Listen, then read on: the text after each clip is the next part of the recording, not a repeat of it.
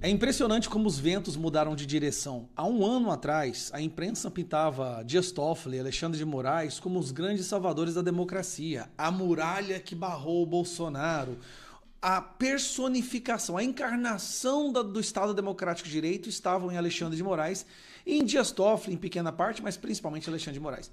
E aí, de repente, essas duas figuras, que eram enaltecidas, quase como se fossem semideuses pela imprensa e pela esquerda, agora são o epicentro de um maior escândalo de corrupção envolvendo o judiciário na história do nosso país. Será que eles estavam protegendo a democracia? Ou eles estavam, na verdade, apenas protegendo os seus esquemas? Uma situação está tão catastrófica que quando você vê jornalistas da Globo que fizeram carreira defendendo essas pessoas agora, falando abertamente que estão indignados com a ação do Dias Toffoli. Gente, Dias Toffoli enterrou a ação da Polícia Federal hoje. Você tem noção do que é isso?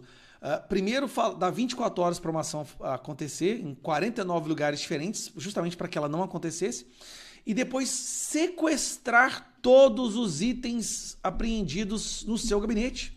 Isso é tão estarrecedor que a Globo soltou esses 2 minutos aqui detonando o Dias Toffoli. Agora vamos para esse outro trecho que a Elisa citou, que essa sim interfere diretamente na investigação. Ele diz o seguinte: determino que todos os bens e materiais apreendidos por força do cumprimento da decisão, etc., etc., deverão ser lacrados e acautelados diretamente na sede do Supremo Tribunal Federal.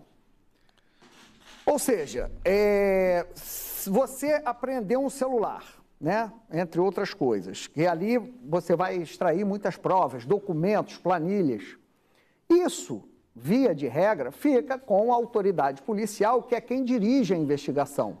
Não é nem via de regra, é regra, 100%. Não é a maioria das vezes, não. É isso que deve acontecer. Então, ele vai ali examinar. E não com o juiz. Esse que é o estranhamento. Eu ouvi policiais federais que disseram perplexos com essa decisão. Então, o que diz o gabinete do ministro Toffoli? Ele diz o seguinte, olha, o acautelamento imediato tem por finalidade a preservação das provas recolhidas pela autoridade policial e serão devidamente periciadas pelas autoridades competentes. Quem são as autoridades competentes? A Polícia Federal. O Toffoli não confia na Polícia Federal para investigar o caso do Banco Master? Ou seja, ele diz que ele vai preservar pela polícia, trabalho que geralmente é da polícia. O Bruno Tavares tem uma apuração importante, que é o seguinte, porque o assinante pode perguntar, bom, qual a diferença de um celular, de um computador estar no STF e não estar na polícia? Então, ele explica o seguinte, os policiais explicam o seguinte, há um risco de destruição de provas, uma vez que os arquivos podem ser acessados via nuvem. Então, você tem o que está ali no celular, no dispositivo eletrônico, e você tem o que está na nuvem. Segundo os policiais, a orientação é extrair as informações assim que os dispositivos chegam na delegacia. Então, chegou o celular, chegou o notebook, a polícia já é treinada e especializada em abrir aquilo lá e pegar tudo que está na nuvem.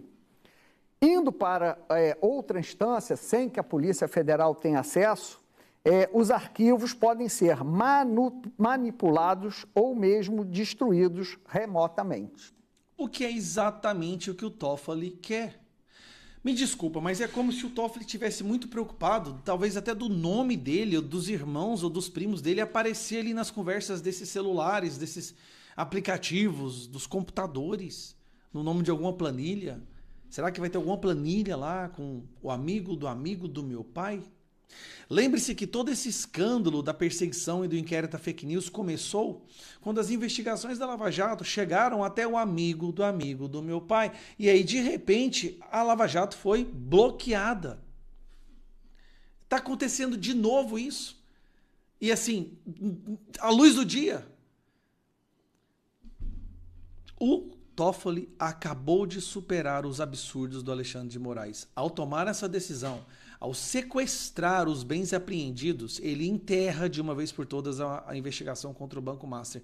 Qual é o medo dessas pessoas? Qual é o medo que eles têm? Será que a gente vai ter que abrir uma CPMI do Banco Master? Vorcaro, abre a boca, Vorcaro. Você tem a chance agora de resgatar o Brasil, irmão. Faça isso. O próximo presidente te dá o perdão se você fizer.